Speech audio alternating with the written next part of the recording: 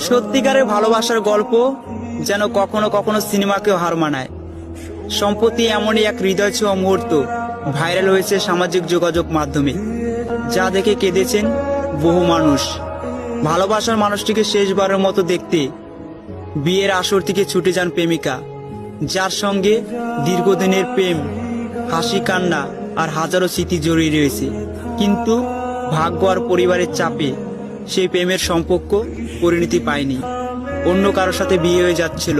তাই মেয়েটা বিয়ের মাত্র 2 ঘন্টা আগে লাল বেনারসি গায়ে গয়না পরে সেই তরুণী ছুটে যান তার প্রেমিকার কাছে, শেষবারের মতো জড়িয়ে ধরে কাঁদতে থাকে। দুজনের চোখে ছিল অশ্রুঝরা ভালোবাসা আর একে অপরের না পাওয়ার যন্ত্রণা। শেষ হৃদয়ের কান্নার লুকিয়েছিল হাজারো না বলা কথা। হয়তো এইটুকুই ছিল তাদের শেষ অধ্যায়। এই ভিডিওটা রাতারাতি সোশ্যাল মিডিয়ায় ভাইরাল হয়ে যায়। তবে একটা বিষয় কিন্তু স্পষ্ট, ভালোবাসা কখনো মরে না, হার মানে না সময়ের কাছে, শুধু হারিয়ে যায় বাস্তবতার নিষ্ঠুরতায়।